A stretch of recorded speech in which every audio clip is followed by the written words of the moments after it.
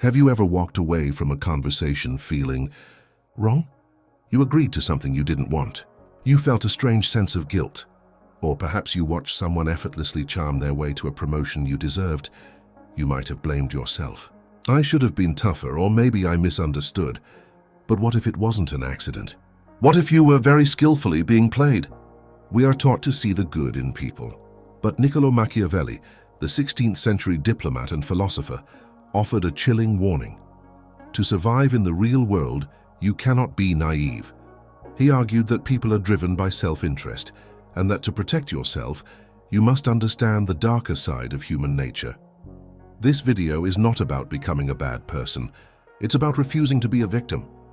We will explore the timeless lessons of Machiavelli to arm you with the one skill nice people often lack, the ability to see manipulation as it happens. Why are so many of us easy targets? Because we operate on a flawed assumption. We assume everyone is playing by the same rules we are: fairness, honesty, empathy. This is what Machiavelli would call a fatal weakness. He lived in a time of brutal political warfare, where a handshake could hide a dagger. He wrote The Prince as a practical guide for a leader on how to gain and keep power. And his core insight was this: the world as it is and the world as we wish it were are two very different places. The nice person lives in the world they wish existed.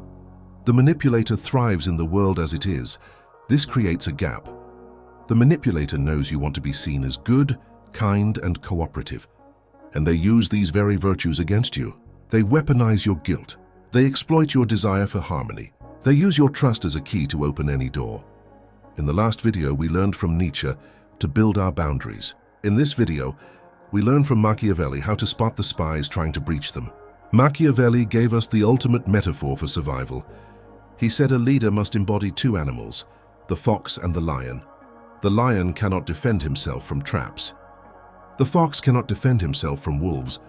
Therefore, he wrote, one must be a fox to recognize traps and a lion to frighten wolves. Many nice people try to be only lions.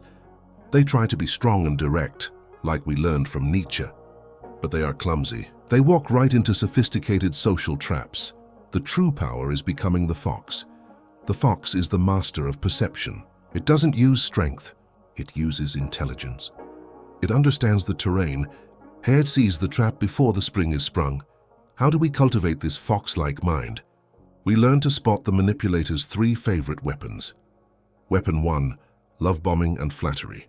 The manipulator doesn't start with an attack. They start with affection. They find out what you're insecure about, and they praise it. They make you feel like you've finally found someone who gets you. This is a tactic to lower your defenses. Once you're addicted to their validation, the real manipulation begins. Weapon 2, strategic guilt tripping. This is the manipulator's favorite tool against nice people. After all I've done for you, you can't do this one small thing for me. They frame your healthy boundaries, your no, as an act of selfish aggression. They make you feel guilty for protecting yourself. Weapon 3, gaslighting. This is the most sinister. Gaslighting is the denial of your reality. I never said that. You're being too sensitive, or you're crazy. They do this to make you doubt your own sanity and perception. If you don't trust your own mind, you become completely dependent on theirs. The fox sees these tactics. It recognizes flattery as a probe, guilt-tripping as a leash, and gaslighting as an attack on reality itself. You've spotted the tactics. Now how do you defend yourself without starting a war? You don't act like a lion. You act like a fox, the gray rock method. Manipulators feed on emotion. They want you to get angry or defensive. That's how they know their tactics are working. The gray rock method is about becoming as boring as a gray rock. When they try to guilt trip or provoke you, you give minimal one-word answers. I see. Okay, I'll have to think about that. You offer them no emotional food. They will grow bored and find another target. Judge actions, not words, the Machiavellian rule. This is the single most important rule. Nice people get lost in words and promises. Pragmatists watch patterns of behavior. Does their flattery always come before a big request?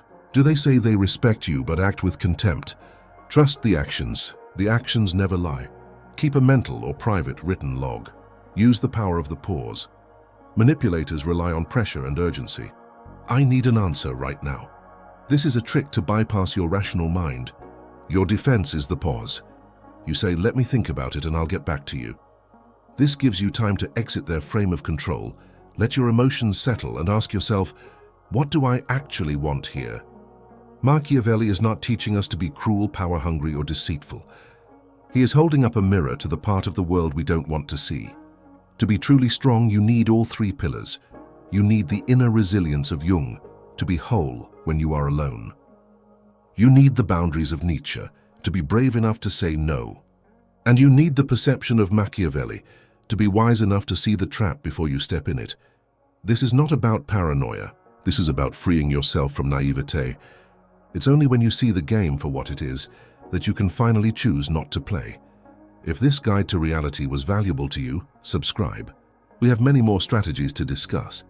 And in the comments, let me know, have you ever encountered one of these manipulation tactics?